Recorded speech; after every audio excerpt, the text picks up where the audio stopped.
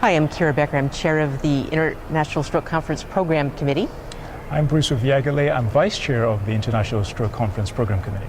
And we're here in Nashville for the 2015 International Stroke Conference. It's going to be a very exciting stroke conference this year. There are going to be a lot of data presented from the randomized controlled trials of endovascular therapy for stroke.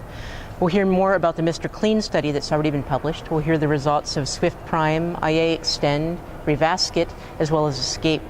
These studies are very important because endovascular therapy has not yet been proven to be effective for the treatment of stroke. 2 years ago, we were very disappointed at the conference in Honolulu when we saw the results of several negative studies, which I think actually decreased the amount of endovascular therapy that was being done for stroke. These studies could potentially be a game changer for stroke care. Absolutely. So I think everybody's waiting with bated breath to see the results. You can actually see there's a cautious sense of excitement around in the throughout the symposium, so that's great. Exactly. I think I've not seen this much excitement for the stroke meeting in many years. Absolutely, absolutely. So that's great, and I think that the way the field has evolved has just made us all the more anxious as to what these results might be. So it's going to be very exciting tomorrow. What other studies are you looking out for, Kyra? Well, I'm very excited to see the results of the CADIS study, which looks at the relative benefit of anticoagulation versus antiplatelet therapy to prevent stroke in patients with cervical artery dissection. I think this has been a long unanswered question, and finally we'll have some randomized controlled data. That's terrific. It's great to see that as well.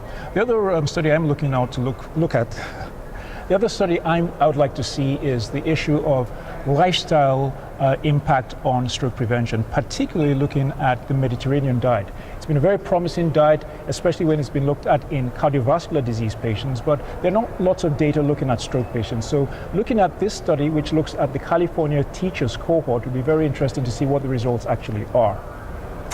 Indeed. I think that the other trial that really is worth mentioning is the iCare study that's looking at rehabilitation for upper extremity movement after stroke.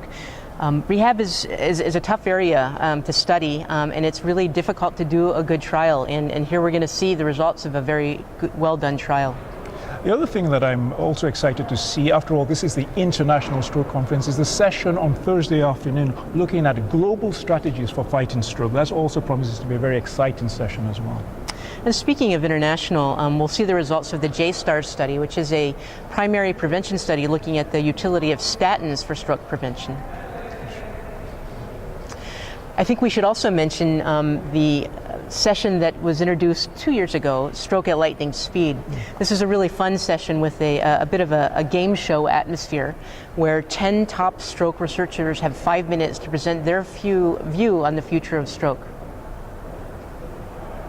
This session is a really fun session with kind of a game show atmosphere where 10 top stroke researchers present their view of the future of stroke in 5 minutes and no more. So that will be a very exciting session that will help close out the conference on Friday. It's always a favorite session. I'm looking forward to it on Friday. Well, thanks. Again, I think this is going to be a stroke conference to remember. I think so. And we thank everybody for attending. Thank you.